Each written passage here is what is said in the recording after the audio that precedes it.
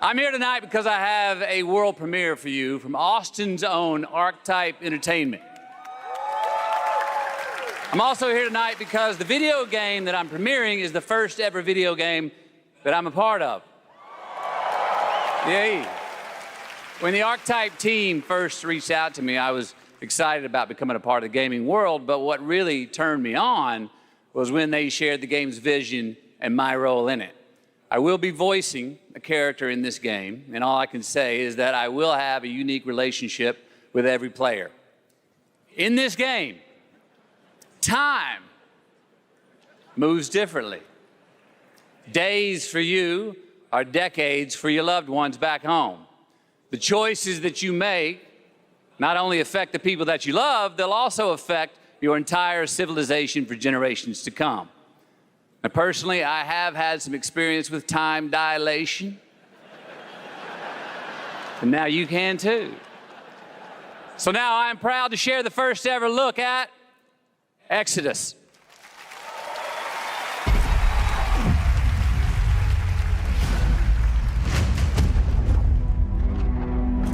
Max, we need to head back. Hold on, I'm getting a reading. Max! Wait! Max!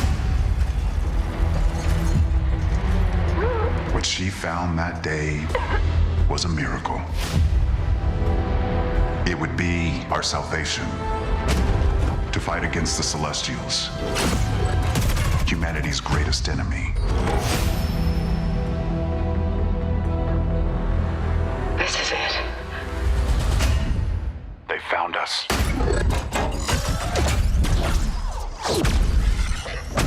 Tom! Stay down!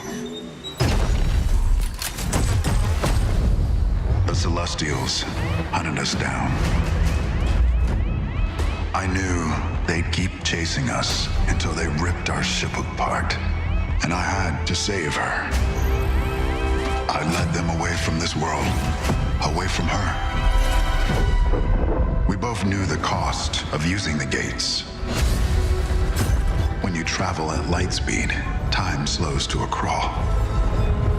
It was only days for me, but an entire lifetime passed for her.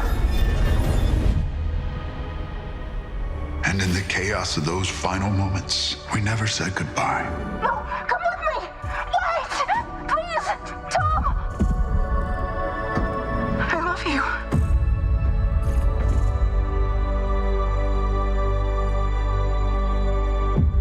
Our service, our sacrifice, discovers worlds, seeds hope, breaks empires. We are the travelers.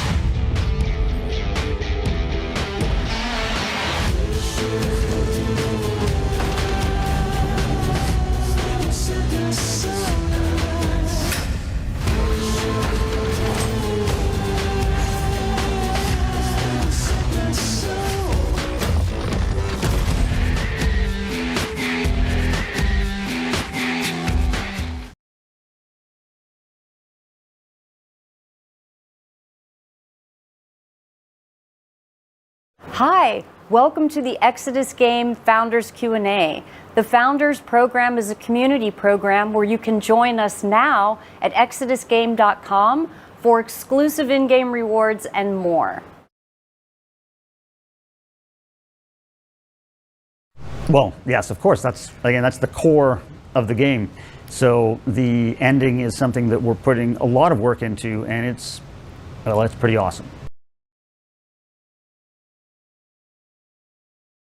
Time dilation and how it impacts the choices you make in the game is the core of the game. It's what Exodus is all about. So yes, it's you're going to be able to make momentous decisions, and you're going to be able to see the results of those decisions over the course of years, decades, and even centuries.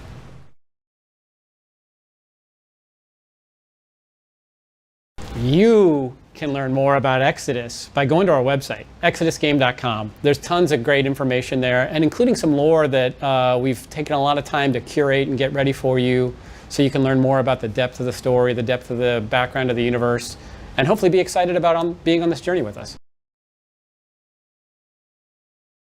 I think the idea with time dilation and the opportunity to bring that to players in a way where the consequences of their choices are going to be so magnified is kind of overwhelming in an exciting way for us as game makers. Ultimately, that plus the freedom to really build a game in the way that we view to make a great player experience has always been something we've wanted to do. And doing it together and with this amazing studio that we've got has been a great opportunity and kind of a lifelong dream. So I've been interested in time dilation since I was a kid and read about it because it's pretty crazy, the concept of time dilation. I mean, and another thing is just having the freedom to build the games that you want to build. That's awesome. That's what everyone wants when they get into the games industry. Yeah, companions are a huge part of the experience in Exodus. We're super excited by the palette that we're bringing to bear for all players. And we've got an exciting plan to unveil those over the coming months, and we think fans will be excited by them. But yeah, answer's absolutely yes. The game is definitely not linear. That's not the style of game that we've ever been interested in making. It's a game where you make choices. Not only will your choices impact the fate of your people and world, but also you're going to have the freedom to explore this new universe the way you want to explore it. That's always a very important factor in a role-playing game. So definitely not linear. So you're going to be able to do all kinds of different role-playing. This is a game about your relationship not only with your companions, but the people of your world. And so you're going to be able to role-play with your companions in all sorts of different ways. And you're also going to be role-playing with the important leaders of your world. You're going to see and hear about the impacts of your decisions through, well, we do have a famous person who was announced with the game. And hey, Chad, how do you refer to that again with Matthew's character? He's going to play somewhat of a mentorship role to you and kind of giving you insight into the choices you've made, and then ultimately probably influence the decisions you make going ahead in the rest of the game, because you're going to have insight from him that you wouldn't otherwise have.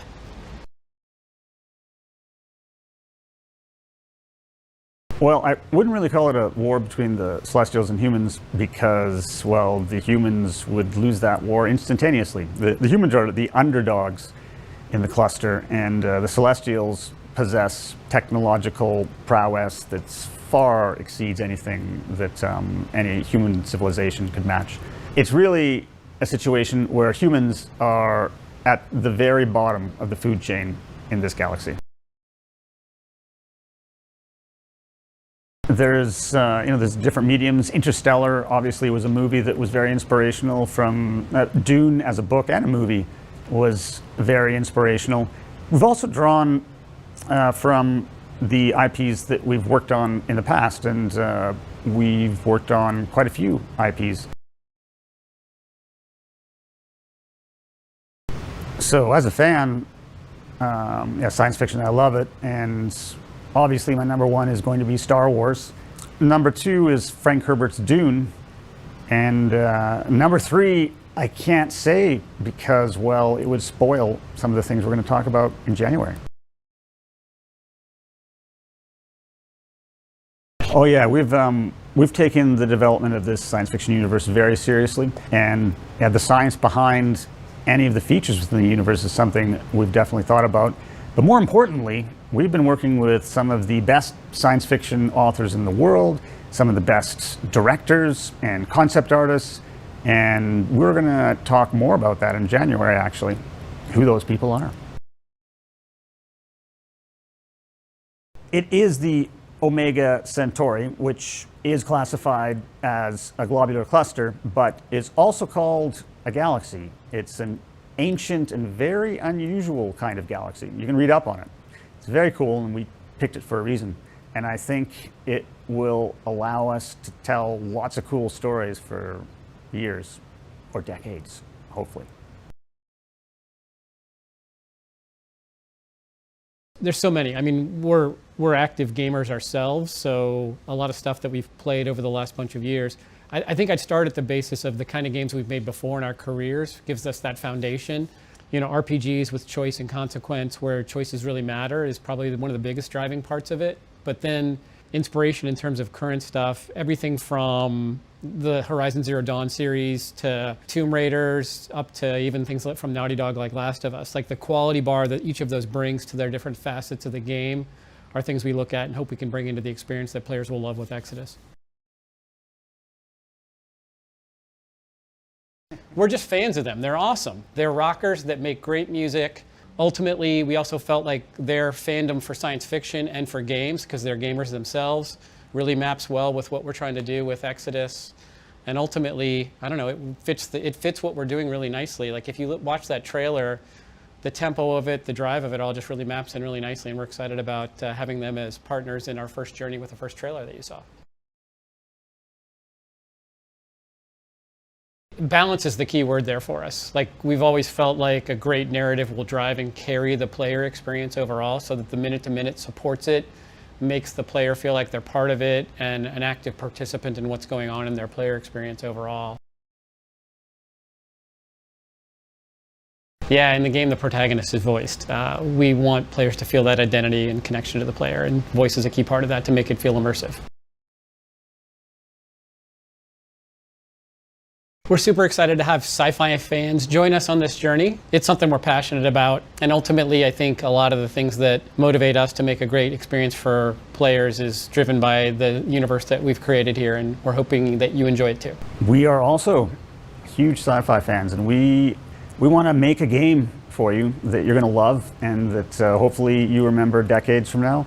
And it's a game where we really are focusing on choice and consequences, and that will be evident when you get to the end of the game, which I hope you and your friends are talking about years and years from now. The reason we're sitting here talking is because we're passionate about what we're doing, but we also really value, I mean, we worked on some games that we're really proud to have been part of in our careers, but one of the biggest lessons we learned was building a community actually helps us in so many ways. It helps motivate us, but it also helps give us feedback on the things that we're doing that ideally will make the game that much better. So spending this time now to help get you introduced to our universe is really important to us. We're not doing this just to, attract people to what we're doing. It's about building a community now that's with us for the long haul, to stay with us for the long haul. We would love this game to be something that we're still talking about 10 years from now as players and as developers for it, and that you're enjoying just as much 10 years from now or more than even today.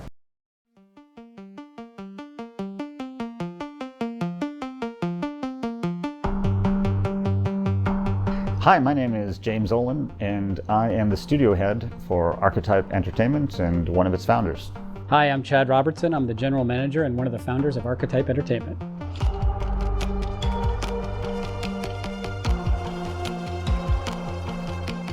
Yeah, companions are a huge part of Exodus. We understand how important they are to players. They're super important to us. We've got an amazing, diverse cast of companions that we've put together. I would love to reveal a bunch of them today, but so far we've only revealed one, and that's Elise.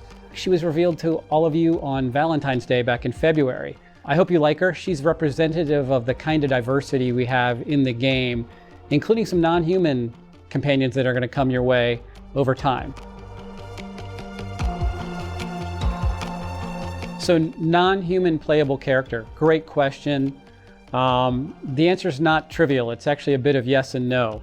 We're super excited about some of the things that you're going to be able to do as a player, but because of that, we're not going to reveal all the details for a little while ahead of us.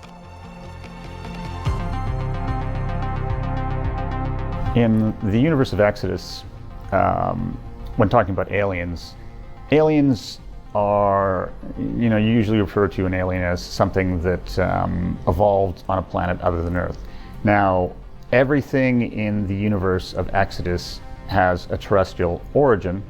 However, they've evolved over tens of thousands of years, so some of them have evolved into incredibly strange, wondrous, and weird creatures that are often much weirder than the classic aliens you might see in other science fiction franchises. It also includes things such as the awakened, intelligent animals from Earth. There are all kinds of cool stuff that you're going to be able to run across, interact with, and, obviously fight as well. So, yeah, there is a huge diversity of species other than just celestials. I'm not going to go into a lot of detail about the different classifications of them right now, but that information will be coming later on.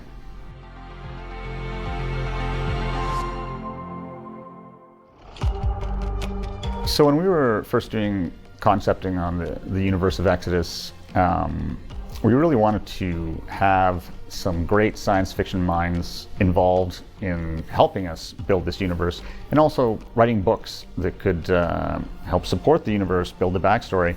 So we made a list of our favorite science fiction authors and put them into tiers of how influential, popular, and how much we liked them. And I think there was 4 tiers. Anyways, I was expecting I'd get lucky if I got an author from maybe tier 3. I wasn't dreaming about an author from tier 2 or 1, and Peter Hamilton was in tier 1. And when I found out that he was actually a possibility, that was very exciting for me. And yeah, we got him, and he helped immensely in helping us create this universe and make it much more believable and also scientifically accurate in a lot of different areas. So it was a big boon for us. I'm a huge fan of his. I've read all of his books, and I've also read his new book set in the universe of Exodus, and holy crap, it's awesome.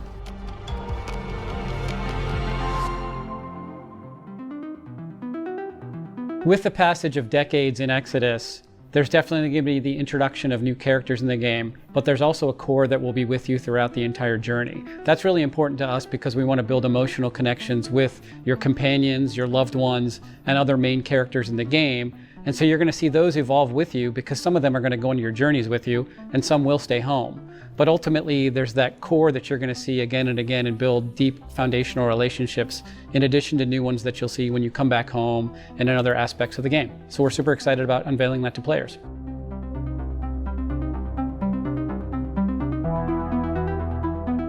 Exodus has a diverse cast of strange creatures, intelligent, non-intelligent, and as I had said before, all of them have a terrestrial origin. That doesn't mean that all of them, however, are evolved from humans, as some of them will be evolved from what we call awakened animals. Animals whose intelligence has been enhanced, and then over the course of tens of thousands of years, they've changed into creatures that sometimes are in no way do they look like the animals that they evolved from. There will be creatures that are not descended from humans in the game, but they will be descended from terrestrial animals. Come on, you have to tease one. You have to tease one out, man. Just shout it out. They want to know. Well, no? I can say that. No, I guess I can't say anything. I tried. I tried for you, but yeah, he's too good.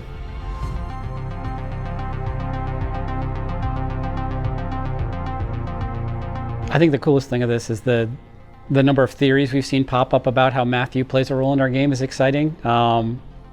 Ultimately, his usage in the game we think is going to surprise a lot of people in a very exciting way. Matthew's role in the game is a really important one.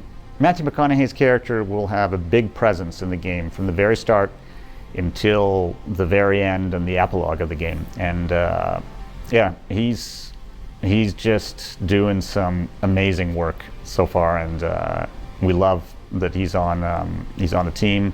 And I think and there's also a twist with his character, of course, because you know how much we love twists.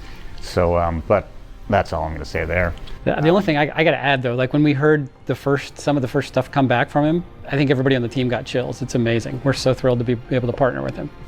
Yep, agree with that.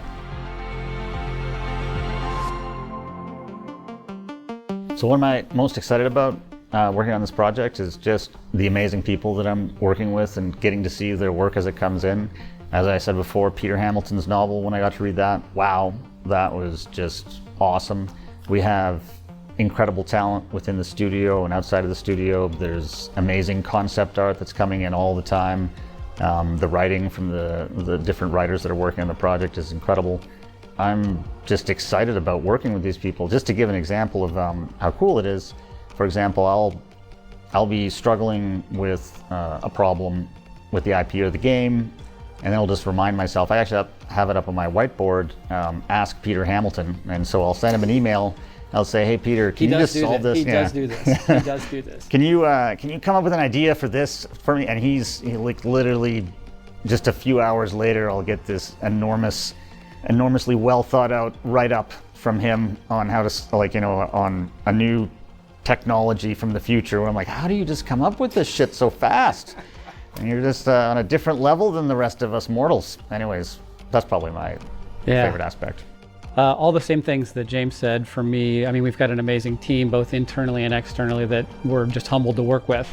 But the thing I'm probably most excited about is that we've actually got a fun game. I mean, I was just playing it, and can't share too much yet, but it's awesome.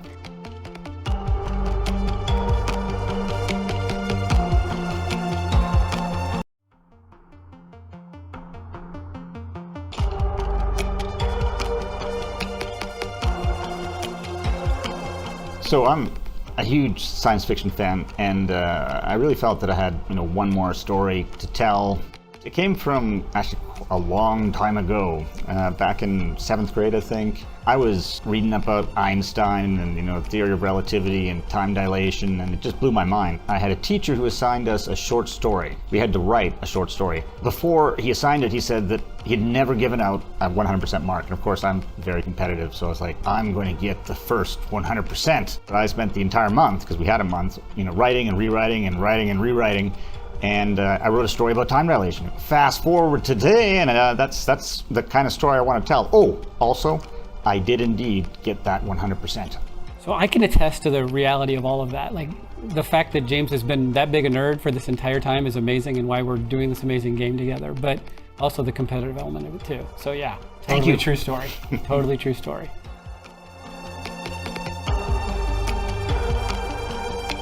This is one of the exciting parts of what we're building in Exodus. The choices you make are going to impact story progression in a bunch of different ways. Your choices are going to have consequences for your loved ones back home. You're going to see that impact on those choices in cool ways we unfortunately can't reveal quite yet, but they're also going to affect a bunch of other things. Progression options for your character as you advance in the game, your homeworld and your civilization overall, and that's going to be pretty enormous. We're super excited about that. There's a really cool element that I think we really internally are most excited about, which involves some crazy outcomes with your companions. I wish we could share more today, but we've got to save the details for later.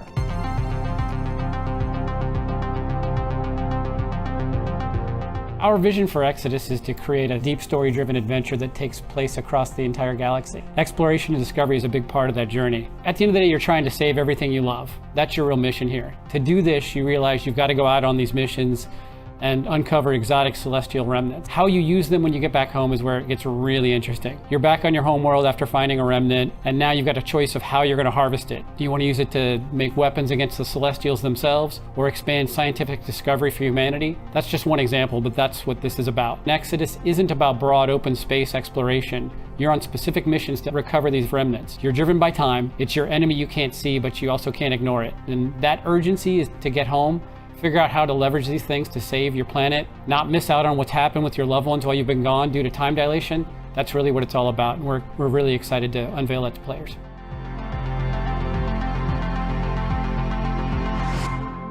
The time jumps are indeed story leaps, but there's so much more than that. Before you go on an exodus, you're going to need to make some really important decisions about your friends, your family, and your entire world. You're going to make these choices knowing that you won't even see the consequences for years or even decades. This gives extra weight to every choice that you make. Your choices are going to continue to have an impact throughout the entire game. A choice that you make before your first exodus might have big consequences upon your return. But there might be even bigger unforeseen consequences from that same choice after your next exodus.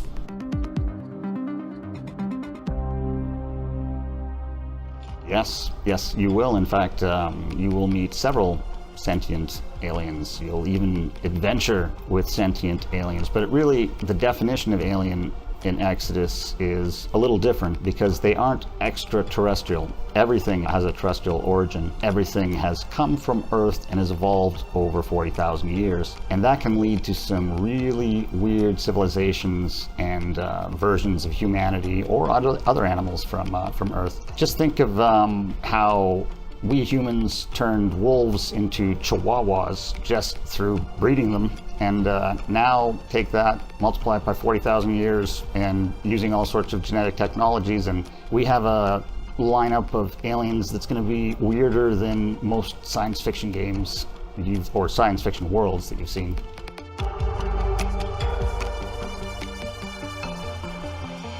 Silicates are, they're really cool, and they're going to be one of those things that I think people will remember about the game. However, I can't really talk too much about them because I don't want to spoil anything, but I can say that the choices you make in the game will have a huge impact on how silicates appear in the game. So you might be talking to your buddy who's also playing Exodus, and you'll describe your experience with silicates, and he'll be like, "What? That's nothing like what's happening, in his version of the game." It's actually pretty cool. There's one choice in particular that has massive consequences that span centuries.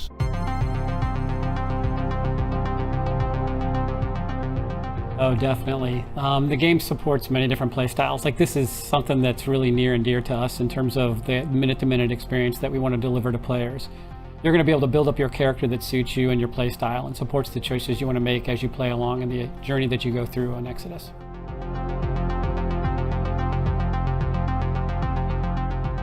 So we've been fortunate to be able to have shared some pre-alpha gameplay back at our official announcement at the Game Awards last December. That's really the beginning for us. There's a bunch more gameplay we wish we could share. Today, I have to be very careful because my marketing director's staring at me with steely eyes from behind the camera that you all can't see. So I've got to be very careful with this answer. But all I can tell you is stay tuned because there's amazing stuff going on here at Archetype. The game's looking awesome and we're super excited to share with everybody. And I say super excited a lot. I'm sorry, but I am super excited. So yeah, the game looks awesome. Can't wait to share more. And just so you know, drewkarpyshyn actually has fun playing Exodus now, and he hates everything. That's so true. We had a gameplay review the other week, and Drew actually said, "This game's actually fun." And we're looking at him like, "What? Is that an insult and a compliment from Drew simultaneously?" And it was, and it was beautiful.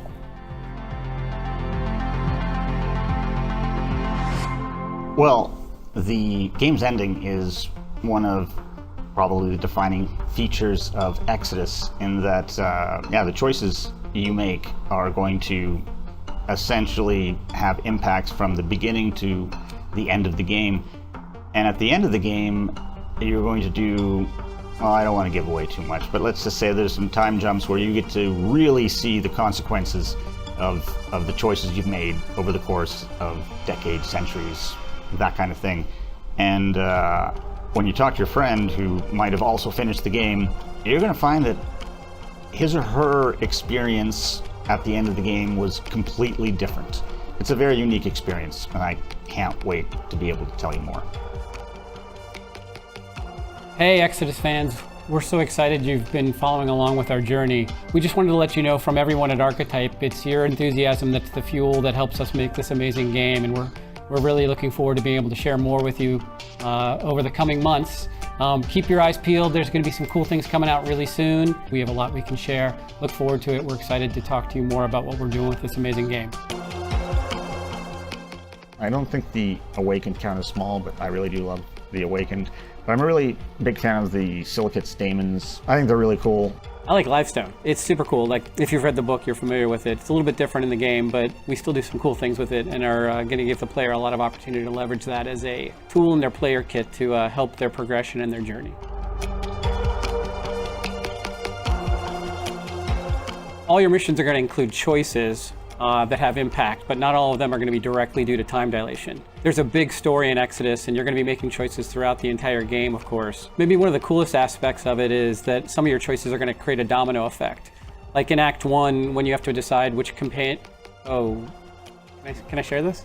No. No? Okay, well, there's going to be some cool choices that have cascading effect in the game, and the ones where time dilation is in play, yeah, those are the most significant in the game and likely to have the largest ramifications in your story. All the choices you make are going to affect your progression as a character and how you develop as the traveler. Your choices are also going to have an impact on your homeworld and the people that you care about, but the wrong choice can change your relationship in ways you may not anticipate, or maybe that was the right choice for you. Ultimately, it's your game, and we want to give you those choices to do those things.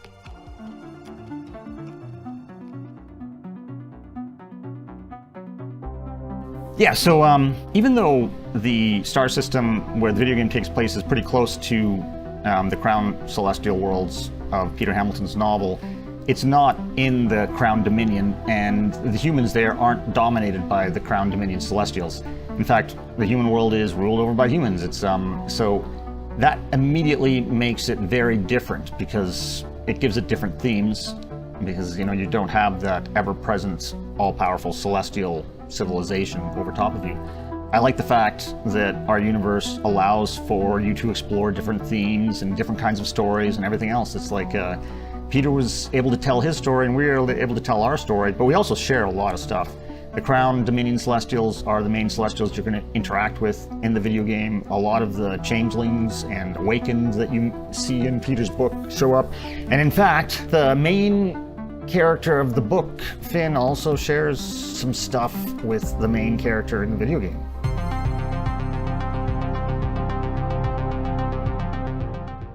Thanks for your excitement. I knew we'd hear this question. We actually hear this a lot from our marketing team that we need to be showing gameplay soon. And we know you want to see more of what's going on there. We're eager to share it. The team has been working heads down for a while. Things are coming together really nicely with the game. It's fun, and I can say that coming not just from me, but from of our external testing partners. They've been playing the game and telling us how much fun they're having with it. Unfortunately, I don't have a specific date yet for our next gameplay reveal, but a date does exist, so stay tuned.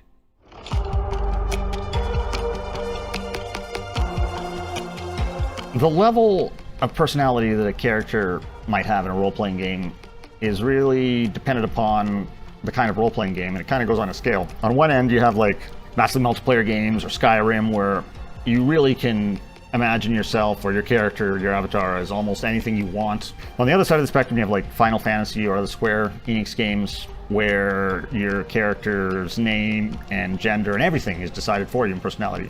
So at Bioware, we had two kind of different types of franchises. One was the Dragon Age, one was the Mass Effect. And Dragon Age, we allowed more character customizability. It was more important because Dragon Age was kind of like a spiritual successor to the Baldur's Gate franchise, and that was important.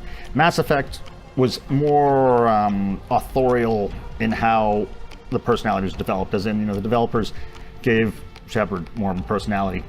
With our game, we are leaning more towards the Bioware science fiction game. You're still going to be able to obviously make choices with a lot of cinematics and where you're fully voiced. We want to have lots of drama. That's hard to do if you don't have a personality. Anyways. Yeah, in Exodus, your weapons don't become obsolete as you journey through the game, but you do progress with them along the timeline that you follow. And time is a factor in everything that you do with your weapons as well. You'll see years and decades go by, especially on the Exodus missions that you journey out on. And technology plays a factor there, obviously, and it evolves with you over time. On these journeys, you're seeking out remnants that are critical to your pursuit in saving humanity, but you also have the choice when you get back home to decide how you want to use those remnants and harvest them. And we think that's a really cool thing because some of them are going to affect different parts of your player experience, but also your civilization in the game. But they can be used to help make your technology personally better too, in a cool way that we think players will be excited about. Because you're a traveler going and getting incredibly powerful artifacts that are far beyond your civilization all the time, those aren't going to go out of style because they're just so much better than anything that your world is going to have. It's going to take hundreds of years, maybe thousands, for your world to catch up to some of those civilizations. There's a little-known actor who's playing CC Orlev. His name's Matthew McConaughey, and he's obviously going to be a major character in the video game. We're not really revealing anything at this moment, but in the Maruyama video, at the very end, he makes that strange sign-off, yesterday, today, and tomorrow, and that's a clue. Anyways. We're making a third-person action-adventure game. That's our favorite perspective. Is it still your favorite perspective, James? Mine is real-time strategy, but that genre is dead. Just kidding, it's not totally dead, but it's kind of like, it's not as big as it used to be. Well, with third person, we hope that's what you all wanted to hear. Yes. We're listening to your comments and your questions, so keep sharing them with us on the Archetype Entertainment social channels. We don't say this enough, but we appreciate all your comments, all the things that you send to us. Thank you for your support and your feedback. We've made the capital city on your world, Persepolis, a major hub of your adventures and your experience. And so you go off on your Exodus journeys and you leave behind your city and some of your friends and maybe even family members, and you make choices about them. For example, not everyone has to come on an Exodus with you. You might leave some behind. And when you come back, it could be a decade later, it could be 4 decades later, and those choices will have impacted your relationships with people that are now a decade older or 3 or 4 decades older, how your city has evolved, how technology has been integrated into everything from the military to, civic structures to, well, I can go on and on. June is the player character in the game. You'll have some options in terms of character creation that we'll be talking about at a later time, so that'll give you some unique aspects to who June is for you. But ultimately, your player experience is going to be dictated primarily by the choices you make throughout the experience overall. You'll make choices both at a kind of micro level and a macro level in terms of the overall story and in terms of the things you do with gameplay. So you'll be able to customize your character through some traditional ways that you can do in RPGs with skill trees and progression paths that we think are going to be compelling for players. But on top of that, the choices you make throughout the story are really going to dictate who June becomes and ultimately what they're shaped, both by yourself, but also the companions that surround you and your loved ones that, in the cases of time dilation, you'll leave them back home in some situations. And the manifestations and ramifications of those choices are going to be meaningful to you and shape you as June the player.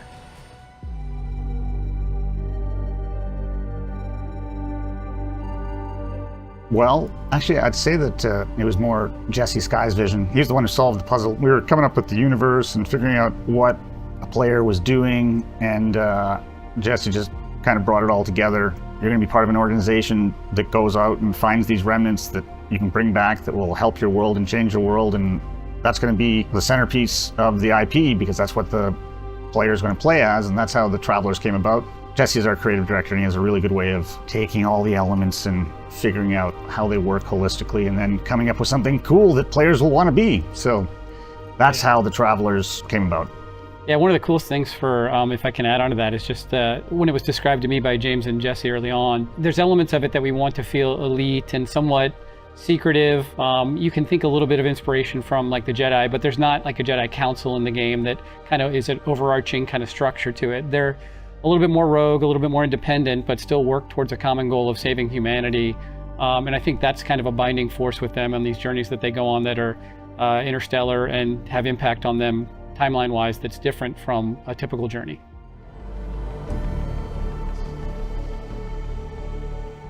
Well, the Centauri cluster, it's the only place within the galactic neighborhood that had worlds that were in the habitable zone and that could be terraformed easily in the grand scheme of things, which is why the first of those who went out on an exodus on their ark ships were able to colonize those worlds and create civilizations. Those civilizations grew until they were enormous and technologically superior civilizations, and they sent out what we call the green signal to the rest of the galaxy so that the other ark ships out there could come to this galactic Eden.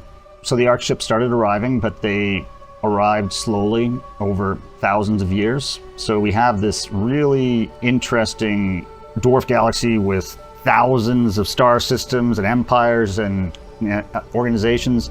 Some of them have already died off and there's just the remnants left, while others might be just a few decades old, filled with humans who just got off their ark ships who were on Earth like a century before. So the sky's the limit, which is really cool because it means that there are so many different places and eras and civilizations that you can visit within the Centauri cluster. I think one of the coolest things about the IP in that context of that question is just that juxtaposition. Like the Celestials that have evolved over 40,000 years contrasted with humans that are basically near Earth to us that just got off ark ships. I mean, James said this, but like if you really stop and think about that, like there are descendants that have changed, and we're kind of as humans, kind of the scrubs of the universe that are fighting to survive. And that's where June comes in as the player character to really kind of reestablish humanity's hope for a future that's meaningful to humans as we know them, contrasted with the Celestials, who are much more evolved and have done some amazing things in the Centauri universe.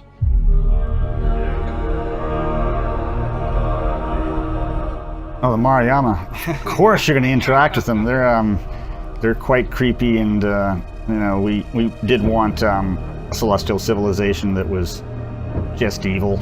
We created it was probably like a page-long description of the Mariama and what they were and what they did. But then we gave that to Peter F. Hamilton, and he just dialed it up to like ridiculous. And then the company that made the video that you saw, Aaron Sims, they took that and just visualized it in an amazing way. So they're turning out to be as awesomely creepy and evil as we wanted them to be.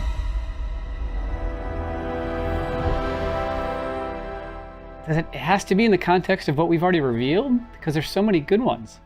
I mean, the game overall. What character would I want to be in the world of Exodus that we've revealed so far? Based on that set, I'd probably say June. I mean, I'm excited to play as June and define him or her to be the player that I want to be in the game. You don't want to be a Crown Celestial? The Crown Celestials can literally, they're so smart and they live so long, and they can do everything that June can do, and they have the ability to install riders in their brains, so they don't have to, if they're in a difficult situation, they can give themselves a personality that'll perfectly match it. I'm thinking of all the uses for that. I'd be a Crown Celestial. But I wouldn't do the whole mind line thing, because that would feel like I was murdering my child. So I would just let myself die. I can't remember how long they live. I like the trials of the heirs, though. That's super cool. Oh yeah, that was pretty brutal. If you, again, reading the book, it involves a unicorn and lots of gore.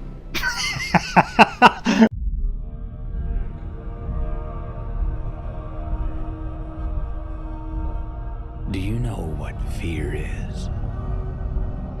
The Mariama do. They thrive on it. These monstrous celestials haunt the darkest corners of the cluster, hunting for isolated targets. And, unfortunately for their victims, the Mariama are interested in more than just stealing cargo. They want minds, memories, emotions. The more twisted and tortured, the better. Captured prey will be subjected to intense psychological torment before being neurologically drained. Those rare few who the Mariama allowed to survive and escape often never return to space, for they know too well the terror that lurks out there in the dark, between the stars. Celestials are not big on compassion. One look at the Archimedes will tell you that much. These hardy changelings were designed to survive the extreme. Acid, radiation, even hard vacuum. Their unique biochemistry allows them to adapt to almost anything the universe might throw their way. That doesn't mean that they enjoy it, but their celestial creators don't care much about their pain. Archimedes are a disposable workforce, dropped off on dead worlds to mine resources and then left behind when the work is done. Some survive, build up communities under hell-like conditions. Of course, their origins leave most of these groups mighty suspicious of outsiders. So approach with caution. As we all know, the Awakened have a long, proud history of contribution to our home world. But how familiar are you really with the origins of your Awakened neighbors? Take the Awakened bears. Because of their resilient physiology, their ancestors were charged with bringing medical care to early human colonies living in the most remote and hostile of environments of the cluster. A noble beginning for a species that today can be found too often working as mere military muscle. From life-saving medic to deadly soldier, do we call that progress? There was a myth back on Earth. Two ravens sitting upon the shoulders of a god, feeding him information about the worlds below. No secret safe from their all-seeing eyes. Awakened ravens were engineered to be problem solvers, keen curiosity, and remarkable memories. But when their Ark ship stopped on the wrong planet, that memory became a curse. They can't forget what went wrong. Not even all these generations later. Ravens are problem solvers, and people, left to their own devices, cause problems. They need a guiding hand, an all-knowing guardian, uncovering secrets, pushing things in the right direction. Yes, the Ravens are watching us. The Mariyama would make a hell of the entire universe if they had the power. The monsters they create are testament to that. We call them Coven, the abhorrent slave soldiers of the Mariyama Celestials. A cruel blend of changeling creature and augmented machine parts. Things living in pain and living to cause it. The frightening ones are the smart ones. Things that think almost like people. Maybe think better. Things that will hunt you down like vengeful gods. Difficult to outsmart. Impossible to reason with. It's the traveler trade to cross with evil. But in this darkening cluster of stars, the Coven remain the last thing you want to encounter. Short of the Mariyama themselves. Preparing to transfer now. This is your last chance to bail, June. Do it.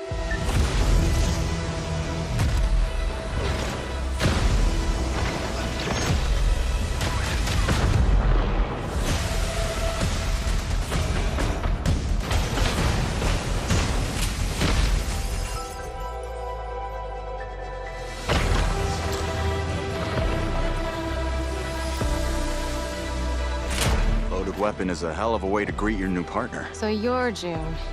We're burning time. Now that we're all best of friends, let's make each other rich. I'm not just here to look pretty. I've got away with celestial tech.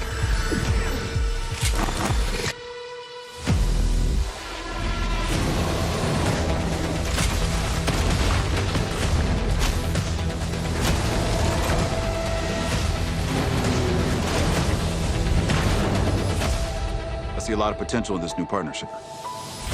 Let me light the way for you. Target acquired. Many thanks again for your help. You should have been honest. This place is forbidden. The price is death.